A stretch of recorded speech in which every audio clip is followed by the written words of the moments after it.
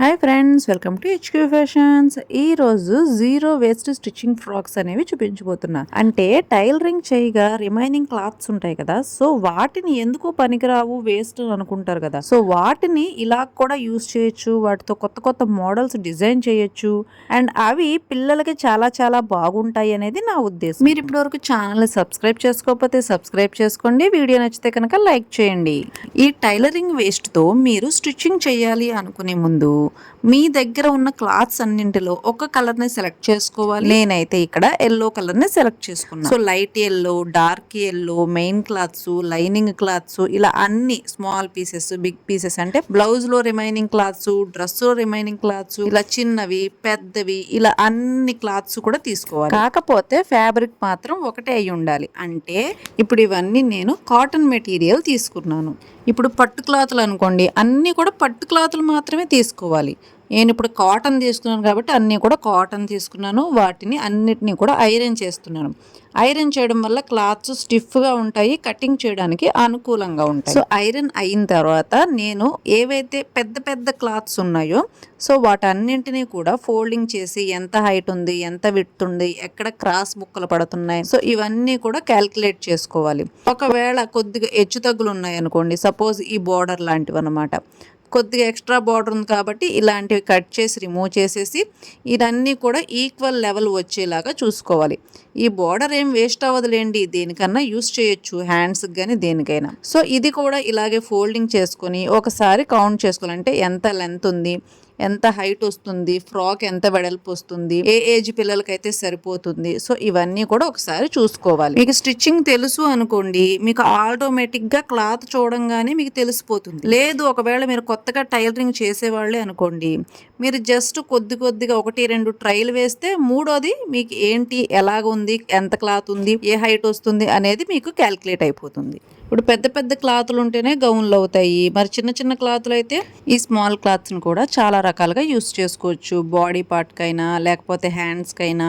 అది కాకపోతే ఇలాగ ఫోల్డింగ్ చేసి లాస్ట్లో గౌన్స్కి చిన్న చిన్న బార్డర్స్ లాగా కూడా ఇలాంటి వాటిని యూస్ చేసుకోవచ్చు. ఇంకా ఈ బార్డర్ చూడండి, ఈ బార్డర్ అయితే వెడల్పు ఎక్కువ ఉంది కానీ పెద్ద బార్డర్ కాబట్టి ఇలాంటి వాటిని అయితే ఈ బార్డర్ ఎంతవరకు ఉందో అంతవరకు ఫోల్డింగ్ చేసి అండ్ ఈ క్లాత్ మొత్తాన్ని కూడా అదే విధంగా ఫోల్డింగ్ అంటే 3-4 ఫోల్డింగ్స్, ఎన్ని ఫోల్డింగ్స్ వస్తే అన్ని ఆ విధంగా ఫోల్డింగ్స్ చేసుకొని స్ట్రైట్గా కటింగ్ చేసుకోవాలి. స్ట్రైట్గా ఎందుకు కటింగ్ చేయాలి అంటే ఇప్పుడు మనం వేస్తున్న మోడల్కి ఈ గౌన్కి ఇలాగ ఈ స్ట్రైట్ పీసెస్ అన్నీ కూడా బెల్ట్ లాగా రెడీ చేసుకొని స్టెప్ బై స్టెప్ అటాచ్ చేసుకుంటూ రావాలి.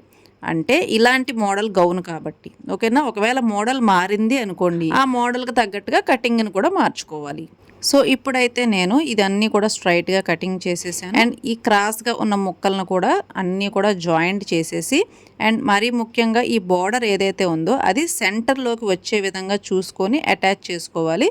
అంటే మనం అటాచ్ చేసేటప్పుడు ఆ బార్డర్ లైన్ మధ్యలో ఫ్రంట్ సైడ్ కనబడాలి, ఓకేనా. సో ఈ విధంగా చూసుకొని మొత్తం కూడా ఒక రౌండ్గా ఒక బెల్ట్ లాగా రెడీ చేసుకున్నాం. సో అన్నీ కూడా ఇలాగే రెడీ చేసుకుని స్టెప్ బై స్టెప్ అటాచ్ చేసుకుంటూ రావాలి. సో ఇదైతే ఇలా రెడీ చేసా కదా, ఒకసారి మళ్ళీ చెక్ చేసుకోవాలి స్కేల్తో. కొద్దిగా అటాచ్ చేసిన తర్వాత అంటే మన జాయింట్స్ అన్ని వేసిన తర్వాత కొద్దిగా హెచ్చు తగ్గులు అనేవి వస్తాయి. సో ఆ హెచ్చు తగ్గులన్నింటినీ కూడా ఒకసారి లైన్ చేసుకొని అండ్ ఆ తర్వాత ఇది ఎంత హైట్ వస్తుంది అంటే వెడల్పు వస్తుంది ఓకే ఫ్రాక్ కాబట్టి, కానీ ఎంత హైట్ వస్తుంది, 6 ఇంచుల 5 ఇంచుల ఎంత వస్తుంది, ఇది ఒకసారి క్యాల్కులేట్ చేసుకోవాలి. సో అలాగా క్యాల్కులేట్ చేసుకోవాలి.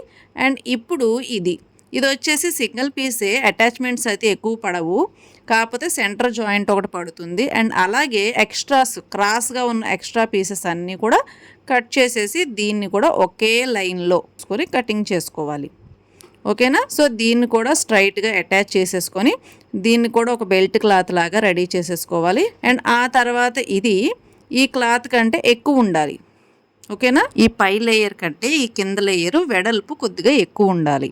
అలాగా ఈ థర్డ్ క్లాత్ కూడా ఇది కూడా క్రాస్గా ఎంత ఉంది, వెడల్పు ఎంత ఉంది, పొడవు ఎంత వస్తుంది, ఇవన్నీ కూడా చూసుకొని ఈ విధంగా ఫోల్డింగ్ వేసాను. అండ్ దీన్ని ఇలాగ ఫోల్డింగ్ వేసేటప్పుడే హెచ్చు తగ్గులు ఏమన్నా ఉన్నాయో అన్ని కూడా చూసుకోవాలి. అదే విధంగా ఇందాక నేను చూపించాను కదా ఈ బ్లౌజ్ రిమైనింగ్ వేస్ట్, ఇది కూడా 3 ఫోల్డింగ్స్ అనేది వేసుకున్నాను. ఆ తర్వాత ఇంకెన్ని క్లాత్స్ ఉన్నాయి ఏంటి అని చూసుకుంటే మళ్ళీ నాకు ఇంకొక బ్లౌజ్ పీస్ అయితే దొరికింది. సో దీన్ని కూడా ఇదే విధంగా 3 ఫోల్డింగ్స్ 4 ఫోల్డింగ్స్ అంటే ఎంత వెడల్పు వస్తుంది, ఎంత హైట్ వస్తుంది, ఇవన్నీ కూడా ఒకసారి చెక్ చేసుకొని వీటిని అన్నిటిని కూడా అటాచ్ చేసుకుంటాను.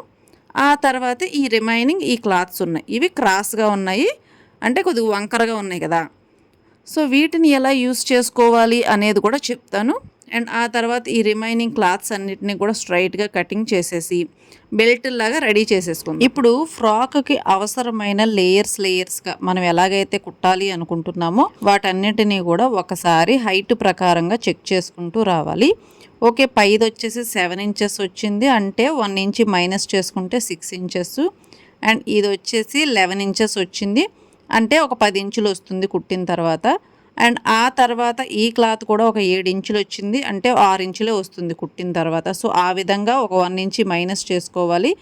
ఆ తర్వాత ఈ చిన్న చిన్న బార్డర్స్ వచ్చేసి ఖర్చులు పోను ఒక 2 ఇంచెస్ బార్డర్స్ లాగా అయితే వస్తాయి. సో మనం ఎలాగైతే అటాచ్ చేయాలి అనుకుంటున్నామో వాటన్నింటినీ కూడా ఇలా స్టెప్ బై స్టెప్ పెట్టుకొని ఫ్రాక్ పొడవు ఎంత వస్తుంది అనేది క్యాలిక్యులేట్ చేసుకొని దానికి తగ్గట్టుగా లైనింగ్ని ప్రిపేర్ చేసుకోవాలి. ఇప్పుడు నాకు తెలిసి నేను లెక్కేసిన ఈ ఫ్రాక్ మొత్తం కూడా ఒక 26 ఆర్ 27 ఇంచెస్ వచ్చింది అనుకోండి.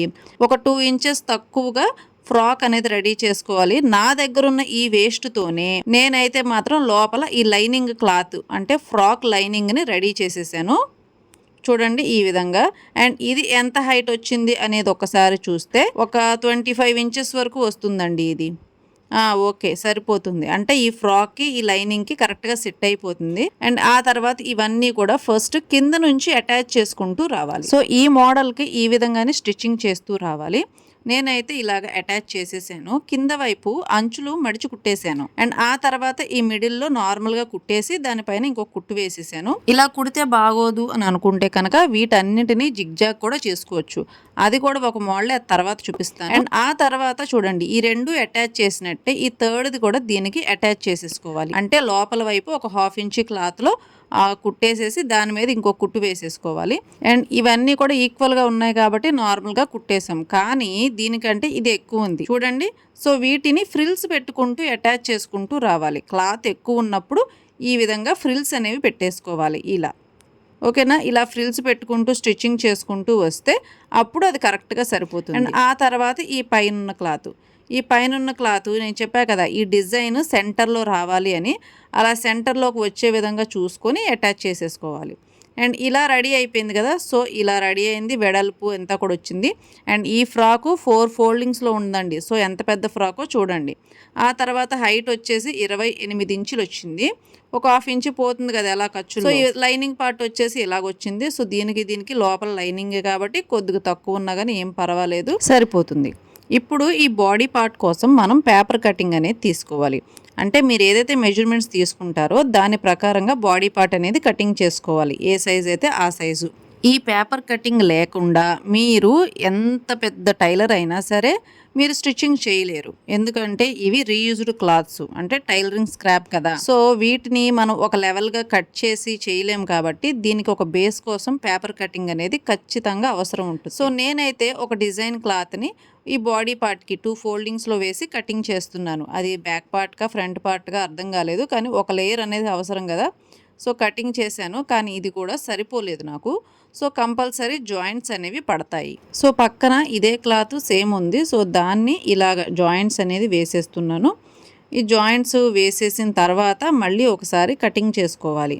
ఓకేనా, ఇదిగోండి ఇలా కటింగ్ చేసిన తర్వాత ఒక పార్ట్ అంటే బ్యాక్ పార్ట్ కానీ ఫ్రంట్ పార్ట్ కానీ ఒకటైతే రెడీ అవుతుంది. సో ఇంకొక పార్ట్ కావాలి కదా. సో దానికోసం క్లాత్లను చూస్తే నాకు ఈ క్లాత్ ఒకటే దొరికింది. అండ్ ఈ కలర్కి సెట్ అయ్యేలాగా ఏ కలరు కూడా నాకు దొరకలేదు. ఈ బార్డరు ఈ రెండు కలిపి నేను హ్యాండ్స్కి స్టిచ్చింగ్ చేద్దామని పక్కన పెట్టి, ఈ కలర్స్ ఎన్ని జాయింట్ చేసినా సరే వేరే సెపరేట్గా ఉన్నాయి కదా. సో ఇలాగ నాకు సెట్ అవ్వలేదు కాబట్టి ఒక 5 నిమిషాలు దీన్ని పక్కన పెట్టేసి అండ్ ఇది రెడీ చేశాను కదా, దీన్నే బ్యాక్ పార్ట్గా తీసుకొని దీనికి లైనింగ్ అటాచ్మెంట్ కోసం ఈ లైనింగ్ స్క్రాబ్ ఉంది కదా. సో ఈ స్క్రాబ్ని ఇలాగ క్రాస్ జాయింట్స్ వేసామే అనుకోండి.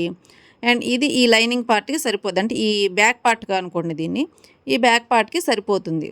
ఓకేనా. సో దీనికి అటాచ్ చేసేసి అండ్ దీన్ని ఈ రెండింటిని కూడా కరెక్ట్ లెవెల్లో ఒకే రకంగా కటింగ్ చేసేసుకొని అండ్ ఆ తర్వాత ఈ రెండింటిని అటాచ్ చేసేసుకోవాలి. మనం లాంగ్ ఫ్రాక్స్కి బాడీ పార్ట్ లైనింగ్ ఎలా స్టిచ్చింగ్ చేస్తాం, సో అదే విధంగా అటాచ్ చేసేసుకోవాలి. అటాచ్ చేసుకునే ముందు ఈ బ్యాక్ అనేది ఓపెన్ పెడుతున్నాను, ఎందుకంటే చిన్నపిల్లలు కదా, సో బ్యాక్ ఓపెన్ కంపల్సరీ ఉండాలి. అదేవిధంగా ఈ నెక్ కటింగ్ ఇప్పుడు చేసుకోవాలి. సో ఫస్ట్ నుంచి నెక్ కటింగ్ అయితే చేయలేదు నేను, ఇప్పుడు కటింగ్ చేస్తున్నా.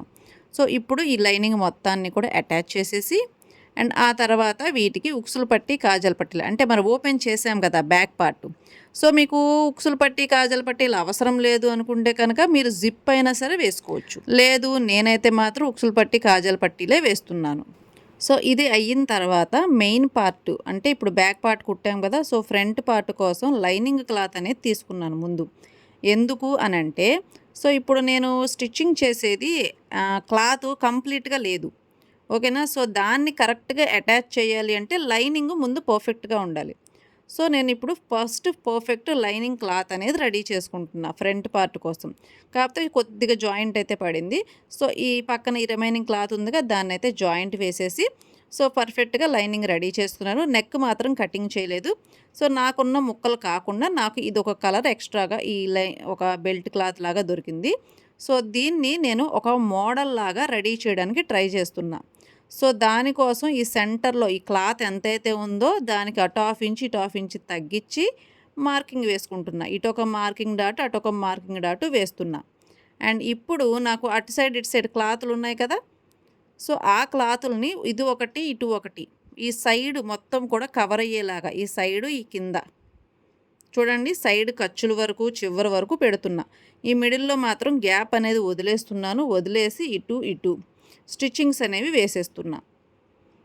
ఇలా వేసిన తర్వాత ఈ సెంటర్ నాకు ఇది కరెక్ట్గా సెట్ అయిందన్నాను కదా, సో ఈ క్లాత్ని నేను మార్కింగ్ డాట్స్ పెట్టుకున్నాను కదా సెంటర్లో, ఆ మార్కింగ్ డాట్స్ ప్రకారంగా ఈ సెంటర్లో అటాచ్ చేసుకోవాలి. అండ్ అదేవిధంగా ఈ షోల్డర్స్ దగ్గర కూడా అటాచ్ చేసుకోవాలి. ఈ షోల్డర్స్ దగ్గర ముందు ఇలా రిటర్న్ ఆపోజిట్లో కుట్టి ఆ తర్వాత పైన అటు నుంచి ఇటు ఒక స్ట్రైట్ స్టిచ్చింగ్ అనేది వేసుకోవాలి. ఆ తర్వాత ఇది సెంటర్లో వేసుకోవాలి. అండ్ దీనికి ఒక స్కేల్ మార్కింగ్ అనేది ఉండాలి, ఎందుకంటే మనం మార్కింగ్ డాట్స్ వేసాము, కొద్దిగా మరి వంకర వస్తే స్కేల్ని బట్టి స్కేల్ యూస్ చేసి ఇటు అటు లైన్స్ అనేవి డ్రా చేసుకోవాలి స్ట్రైట్గా కింద నుంచి పై వరకు. ఇలా డ్రా చేసుకున్న తర్వాత ఈ డ్రా చేసుకున్న ఈ లైన్స్ మార్కింగ్ ప్రకారంగా స్టిచ్చింగ్ వేసుకోవాలి. ఆ తర్వాత ఇటువైపు ఇలా ఫోల్డింగ్ చేసి స్టిచ్చింగ్ వేసుకోవాలి. సో ఇలా 2 స్టిచ్చెస్ కంప్లీట్ అయిన తర్వాత షేప్ అయితే ఇలా వచ్చింది. సో ఇది ఒక మోడల్ షేప్ లాగా ఉంది కదా. అండ్ ఆ తర్వాత దీన్ని ఇలా ఊరికే వదిలేయకుండా దీన్ని ఇంకా మోడల్గా క్రియేట్ చేయడం కోసం ఈ కాంబినేషన్ కొద్దిగా డార్క్ ఎల్లో కలర్ తీసుకున్నాను. దీన్ని ఒక బెల్ట్ క్లాత్ లాగా, అంటే ఇలాగ లోపల వైపుకి ఫోల్డింగ్ చేసి కుట్టేసేసి దాన్ని మళ్ళీ ఆపోజిట్లో స్టిచ్చింగ్ చేసేసి తిరగేసామనుకోండి, అంటే ఇలాగా మనం ఒక ముక్కలో చెప్పాలి అంటే ఒక థ్రెడ్ తిరగేసినట్టుగా దీన్ని తిరగేసుకోవాలి. 1 ఇంచ్ క్లాత్ లాగా, ఒక 1 ఇంచ్ బెల్ట్ క్లాత్ లాగా రెడీ చేసుకోవాలి దీన్ని. సో ఇలాగ రెడీ చేసుకున్న తర్వాత మంచిగా ఐరన్ చేసుకుంటే పర్ఫెక్ట్గా వస్తుంది. అండ్ దీన్ని ఇలాగ ఫ్రిల్స్ పెట్టుకుంటూ వస్తే ఈ జాయింట్స్ అనేవి కనబడవు, మోడల్గా కూడా ఉంటుంది. సో మీకున్న క్లాత్ని బట్టి మీరు ఎన్ని కుచ్చుళ్ళైనా సరే పెట్టుకోవచ్చు, ఎంత మోడల్ అయినా సరే క్రియేట్ చేసుకోవచ్చు. అది కరెక్ట్గా మీకు ఎంత క్లాత్ ఉందో దాన్ని బట్టి మాత్రమే మోడల్ క్రియేట్ చేసుకోవాలి. అండ్ ఇప్పుడు నెక్ కటింగ్ చేసుకుందాం. అండ్ దీనికి నెక్ కటింగ్ చేయలే, ఇంకా మీరు గమనించలేదు. ఓకేనా. దీనికి నేను ఇలాగా వీ షేప్లో అయితే నెక్ అనేది డిజైన్ చేసి, ఈ మోడల్కి ఇలా వీ షేప్ ఉంటే బాగుంటుంది అనిపించింది నాకు. సో ఇలాగా ఓకేనా. ఇప్పుడు దీనికి పైపింగ్ అనేది వేసేసుకోవాలి. అండ్ ఈ పైపింగ్ ఈ కలర్తో వేస్తున్నాను. ఈ పైపింగ్ వేసేటప్పుడే మనము ఈ బ్యాక్ పార్ట్ షోల్డర్స్ కలిపేసి మొత్తం నెక్ మొత్తానికి కూడా పైపింగ్ అనేది వేసేసుకోవాలి. సో చెప్పాను కదా, ఫస్ట్ ఏం చేయాలి, షోల్డర్స్ అనేవి జాయింట్ చేసేసేయాలి. అందుకోసమని ఇదిగోండి ఈ బ్యాక్ పార్ట్ని 1/2 ఇంచ్ వెడల్పు, ఇది ఎప్పుడు వేసే షోల్డర్ జాయింటే, మనం బ్లౌజెస్కి భుజాలు ఎలా కలుపుతాము, సో అదేవిధంగా భుజాలు అనేవి కలిపేసుకొని కుట్టేసుకోవాలి. ఆ తర్వాత ఇలా ఓపెన్ అవుతుంది కదా, ఇప్పుడు ఈ నెక్ మొత్తానికి కూడా నేను ఆల్రెడీ పైపింగ్ రెడీ చేసి పెట్టుకున్నాను. ఇందాక చూపించిన క్లాత్తోనే, అదే కలర్తోనే. సో పైపింగ్ని థ్రెడ్ పైపింగ్ అయితే వేస్తున్నాను. ఒకవేళ మీకు పైపింగ్ రాలేదు అనుకోండి, గోటంచు అంటారు కదా, లేదంటే ముక్క తిరగతిప్పడం, ఏదన్నా సరే నెక్‌కి అయితే ఇక్కడ క్లోజింగ్ అనేది ఇవ్వాలి. అంటే మరి ఇప్పుడు మనం మోడల్ స్టిచ్చింగ్ చేసే ముందే, అంటే ఆ కుచ్చిళ్ళు అటాచ్ చేసే ముందే మీరు ఈ పైపింగ్‌తో కానీ, నార్మల్‌గా గానీ మీరు ఈ నెక్ అనేది క్లోజ్ చేసేయాలి. అంటే మెడ అనేది ముందుగా కుట్టేసుకోవాలి. ఓకేనా? సో నేనైతే ఇక్కడ పైపింగ్‌తో ఈ నెక్ స్టిచ్చింగ్ అనేది కంప్లీట్ చేశాను. అండ్ అలాగే బ్యాక్ పార్ట్‌కి ఉక్సుల పట్టి, కాజాల పట్టీలు కూడా కంప్లీట్ చేసేసాను. అండ్ దాంతో పాటు డాట్స్ కూడా వేశాను. అంటే మరి ఫ్రంట్ బ్యాక్ డాట్స్ వేసుకుంటాం కదా, సో ఆ డాట్స్ కూడా వేశాను. సో ఇలా పైపింగ్ మొత్తం స్టిచ్చింగ్ కంప్లీట్ అయిన తర్వాత మీరు ఏదైతే మోడల్ అనుకుంటారో ఆ మోడల్ని స్టిచ్చింగ్ చేయాలి. ఇక్కడ ఈ వేస్ట్ స్క్రాప్ కాబట్టి దీన్ని ఎలా పడితే అలా మోడల్ చేయలేం. ఉన్నదాన్ని కరెక్ట్గా దాన్ని బేస్ చేసుకొని మోడల్ అనేది క్రియేట్ చేయాలి. ఇప్పుడు నాకు ఇలా జాయింట్స్ పడ్డాయి కాబట్టి నేను ఇలా మోడల్ చేస్తున్నాను. ఓకేనా? సో ఇలా కాకుండా వేరే జాయింట్స్ పడ్డాయి అనుకోండి, దానికి ఇంకొకలా మోడల్ ఫినిషింగ్ అనేది ఇస్తాను. సో ఇక్కడ ఒక్కొక్క దానికి ఒక్కొక్క మోడల్ అనేది మనం అనుకోకుండానే ఆ క్లాతులకు తగ్గట్టుగా మోడల్ పెట్టుకోవాలి. మనం ముందుగా అనుకొని కరెక్ట్గా కటింగ్ చేసుకోవడానికి అవ్వదు. ఓకేనా? సో ఇక్కడ నేనేం చేస్తున్నాను, ఈ జాయింట్స్ ఏదైతే షేప్లో పడ్డాయో అదే షేప్లో ఫ్రిల్స్ పెట్టడానికి సో ఫస్ట్ నాకున్న క్లాత్ మొత్తానికి సగానికి కట్ చేశా. సో ఒక లైన్ వచ్చేసి ఇలాగ ఫ్రిల్స్ పెట్టుకుంటూ రావాలి. అండ్ ఆ తర్వాత ఇంకొక లైన్ అటువైపు ఫ్రిల్స్ పెట్టుకుంటూ రావాలి. సో 2 హాఫ్స్గా కటింగ్ చేశాను నాకున్న క్లాత్ని. ఓకేనా? అంటే ఒక రిబ్బన్ బెల్ట్ లాగా రెడీ చేశా కదా దాన్ని. అండ్ దాన్ని ఇలా కుచ్చిళ్ళు పెట్టుకుంటూ వస్తున్నా. ఇలాగ పైనుంచి కింద వరకు ఎన్ని కుచ్చిళ్ళు అయితే పడుతున్నాయో అన్ని కుచ్చిళ్ళు పెడుతున్నాను. నాకైతే ఇంకా కొద్దిగా క్లాత్ సరిపోలేదు కుచ్చిళ్ళకి. సో అటువైపు ఒక 1 ఇంచ్, ఇటువైపు ఒక 1.5 ఇంచ్ క్లాత్ అయితే వదిలేశాను. సో ఇలాగ కుచ్చిళ్ళు ఇలా సెంటర్లో అయితే వచ్చాయి. అదే విధంగా ఇటువైపు కూడా ఫ్రిల్స్ పెట్టుకుంటూ రావాలి. సో ఈ జాయింట్స్ కనబడకుండా ఏ విధంగా మీరు కుచ్చిళ్ళు కానీ ఇంకేదైనా మోడల్ కానీ ఎలా పెట్టుకున్నా సరే కొత్త డిజైన్ అవుతుంది. ఇటు అటు ఫ్రిల్స్ పెట్టిన తర్వాత ఈ మిడిల్లో మీరు ఏదైనా మోడల్ కూడా పెట్టుకోవచ్చు. ఓకే, అలా కాకుండా సింపుల్గా ఇలా బటన్ కూడా వేసుకోవచ్చు. అండ్ ఇప్పుడు హ్యాండ్స్ అనేవి రెడీ చేసుకోవాలి. ఈ హ్యాండ్స్ కోసం నేను ఇందాక పక్కన పెట్టాను కదా కొద్దిగా క్రాస్ క్లాత్, సో దీన్నే నేను యూస్ చేస్తున్నాను. మరి ఇందులో హ్యాండ్స్ ఎలా వస్తాయి అని అంటే కనుక నేను చెప్తాను చూడండి. వీటిని ఒక old type of buti hands లాగా చేసుకోవచ్చు. వీటికి లైనింగ్ అనేది అవసరం. వీటికి సెంటర్ జాయింట్ పడుతుంది. అంటే ఇవి స్క్రాప్ క్లాత్స్ కాబట్టి జాయింట్ పడుతున్నాయి. మీరైతే అలా వేసుకోవాల్సిన అవసరం లేదు. డైరెక్ట్గా ఫోల్డింగ్ ఉన్న క్లాత్ని తీసుకుంటే సరిపోతుంది. సో నేను జాయింట్ వేసుకున్నాను. ఆ తర్వాత ఈ 4 పార్ట్స్ కూడా ఈక్వల్గా పెట్టుకొని దీన్ని ఒక హ్యాండ్ షేప్ లాగా కటింగ్ చేస్తున్నాను. చూడండి, కాకపోతే బారుగా లాంగ్గా ఉన్న హ్యాండ్స్, అంటే వెడల్పు ఎక్కువ ఉన్న హ్యాండ్స్, బుటీకి అవసరమైన హ్యాండ్స్ ఇలాగా కటింగ్ చేశాను. ఆ తర్వాత ఇందులోనే కొద్దిగా కరువు అయితే వచ్చింది. లో షేప్ అనుకొని దాన్ని పక్కన పెట్టేసుకోండి. అండ్ ఇప్పుడు ఈ బార్డర్ అనేది ఇందాక నేను కటింగ్ చేసి పక్కన పెట్టాను కదా, సో ఈ బార్డర్లో సెంటర్ పార్ట్ అనేది తీసుకొని చిన్న మార్కింగ్ డాట్ పెట్టుకోండి. అండ్ నాకు అవసరమైన ఈ వెడల్పు, అంటే ఈ హ్యాండ్ లూజ్ ఎంత ఉంటుంది, నాకు ఒక 6 ఇంచెస్ అంటే 12 ఇంచెస్ అనుకోండి. 12 ఇంచెస్కి ఇంకో అటు 1 ఇంచ్ ఇటు 1 ఇంచ్ కలుపుకొని అండ్ ఈ ఎక్స్ట్రా ఉన్న ఈ క్లాత్ అంతా కూడా కట్ చేసి తీసేసేయండి. సో మనకు కావాల్సిన హ్యాండ్ లూజ్ ఇది. సో దీనికి ఇలాగ మెయిన్ పార్ట్ వైపు ఒక లేయర్ వేసుకొని అండ్ ఇంకొక లేయర్ ఈ హ్యాండ్ మనం ఏదైతే బుటీ పెడుతున్నామో ఆ లేయర్ని కూడా ఇలాగే వేసుకొని చూడండి, మెయిన్ పార్ట్ మీద మెయిన్ పార్టే వేసాను. అంటే ఈ మోడల్కి ఇలాగే పెట్టాలి. ఓకేనా? ఇలా పెట్టుకొని ఫ్రిల్స్ అన్నీ కూడా పెట్టేసుకోవాలి. అండ్ ఈ సెంటర్లో ఈ మార్కింగ్ డాట్ వేసాం కదా, సో ఈ మార్కింగ్ డాట్కి మన హ్యాండ్ సెంటర్ అనేది కరెక్ట్గా వచ్చేస్తే సరిపోతుంది. ఈ సెంటర్లోనే ఈ ఫ్రిల్స్ అన్నీ కూడా ఎన్ని అయితే పడతాయో అన్ని ఫ్రిల్స్ కూడా సెంటర్లో వచ్చేలాగా చూసుకొని ఒక స్టిచ్చింగ్ అనేది వేసేసుకోవాలి. చూడండి, ఇలాగా 1/2 ఇంచ్ ఖర్చు మాత్రం కంపల్సరీ ఉండాలి. చూడండి ఎన్ని ఫ్రిల్స్ వచ్చాయో. ఇన్ని ఫ్రిల్స్ వచ్చిన తర్వాత ఇంకా లైనింగ్ అవసరం ఉండదులేండి, చిన్నపిల్లలే కాబట్టి. అండ్ ఆ తర్వాత ఇగోండి ఈ బోర్డర్ లైన్ ఉంది కదా, సో దీన్ని ఇలాగ ఆపోజిట్లో చూసుకొని ఇలా ఒక 1/2 ఇంచ్ క్లాత్ ఫోల్డింగ్ వేసుకొని ఈ కాఫీ కలర్ క్లాత్ బెల్ట్ వచ్చేలా చూసుకోవాలి. ఇప్పుడు థ్రెడ్ ఖచ్చితంగా మార్చుకోవాలండి. పైన ఉన్న థ్రెడ్ మార్చుకుంటే సరిపోతుంది. ఆ తర్వాత ఈ ఎడ్జ్ లైన్లో ఒక స్టిచ్ వేసేసుకుంటే ఇది చక్కగా ఒక బెల్ట్ లాగా ఉంది. చూసారా? అదే విధంగా ఈ హ్యాండ్కి కూడా చూడండి, ఒక 1/2 ఇంచ్ క్లాత్ ఫోల్డింగ్ చేసేసుకొని అండ్ దాన్ని మళ్ళీ ఇలా రీఫోల్డింగ్, మనం ఏదైతే ఫ్రిల్స్ పెట్టుకున్నామో దాని మీదకి ఇలా ఫ్రిల్స్ లాగా ఫోల్డింగ్ పెట్టుకొని బెల్ట్ లాగా పెట్టేసుకొని స్టిచ్చెస్ వేసేసుకుంటే సరిపోతుంది.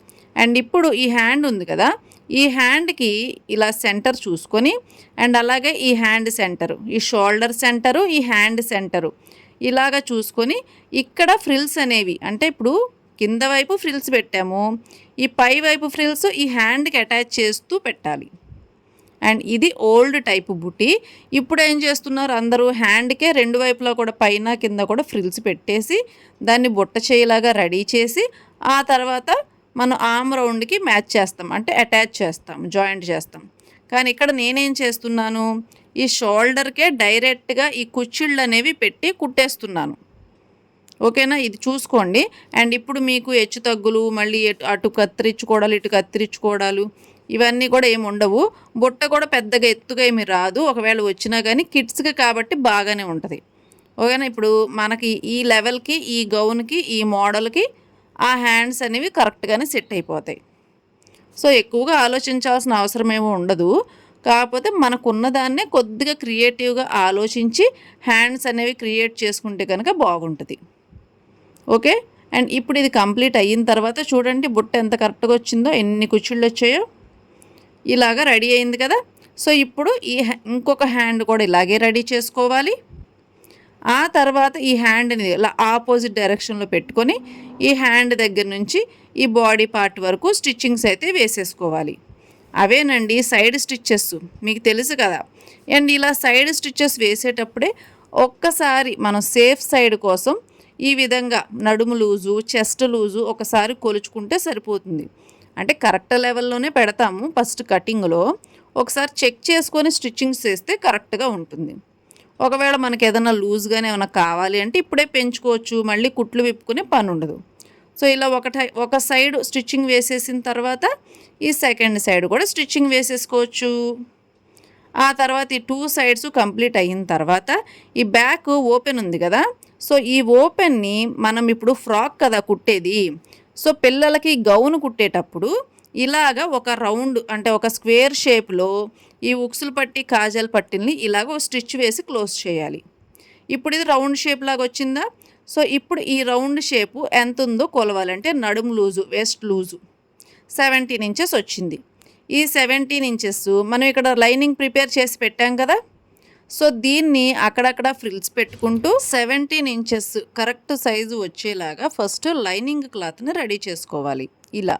అండ్ ఆ తర్వాత ఇది కరెక్ట్ లెవెల్ వచ్చింది కదా, సో దీనికి ఈ మెయిన్ పార్ట్ని అటాచ్ చేసి అటు ఇటు పిన్స్ పెట్టుకోవాలి. ఈ మిడిల్లో ఉన్న ఈ ఎక్స్ట్రా క్లాత్ అంతా కూడా కుచ్చిళ్ళు పెట్టుకుంటూ రావాలి. ఇందాక హ్యాండ్స్ ఏ విధంగా అయితే డైరెక్ట్గా షోల్డర్కి అటాచ్ చేస్తూ ఫ్రిల్స్ పెట్టామో ఇక్కడ కూడా అదే విధంగా ఈ లైనింగ్ క్లాత్ కరెక్ట్ లెవెల్లో ఉంది కదా, సో దానికి అటాచ్ చేస్తూ కుచ్చిళ్ళు కరెక్ట్గా ఈవెన్గా ఇలాగ కుచ్చిళ్ళు పెట్టుకుంటూ రావాలి ఒకే లెవెల్లో. ఓకేనా, ఇలాగ కుచ్చిళ్ళు పెట్టుకుంటూ కంప్లీట్ అయితే కనుక ఇప్పుడు ఈ నడుము అంటే ఈ ఫ్రాక్ అనేది రెడీ అయింది. సో ఈ ఫ్రాకు అదే విధంగా ఈ బాడీ పార్ట్ ఇవి రెండు కూడా ఇలా ఫ్రిల్స్ పెట్టుకొని ఈక్వల్గా చేసుకున్న తర్వాత ఇప్పుడు మీకు అర్థమైపోయిద్దిలేండి ఏం చేయాలి. ఈ బాడీ పార్ట్ ఉంది కదా, సో ఈ బాడీ పార్ట్కి ఈ లైనింగ్ ఈ ఫ్రాక్ పార్ట్ అటాచ్ చేసేస్తే మన ఫ్రాక్ అనేది రెడీ అయిపోతుంది. అలాగే సెంటర్లో నేనైతే ఇక్కడ ఇలా మోడల్ అనేది పెట్టాను. ఓకేనా, కావాలంటే మీరు ఇక్కడ నడుము దగ్గర కూడా పెట్టుకోవచ్చు ఇదే మోడలు, లేదంటే వేరే మీకు నచ్చిన మోడల్ ఏదైనా సరే పెట్టుకోవచ్చు. సో ఈ గౌన్ అయితే ఇలా కంప్లీట్ చేశాను. అండ్ నెక్స్ట్ ఇంకొక మోడల్ ఫ్రాకు ఇంకొక కొత్త ఐడియాతో ఇంకొక డిజైన్తో మీ ముందుకు వస్తాను. సో ఈ డ్రెస్ ఎలా ఉందో కామెంట్ చేయండి. అండ్ మీ కామెంట్స్ కోసం వెయిట్ చేస్తూ ఉంటాను. లైక్ చేయండి, షేర్ చేయండి, సబ్స్క్రైబ్ చేసుకోండి.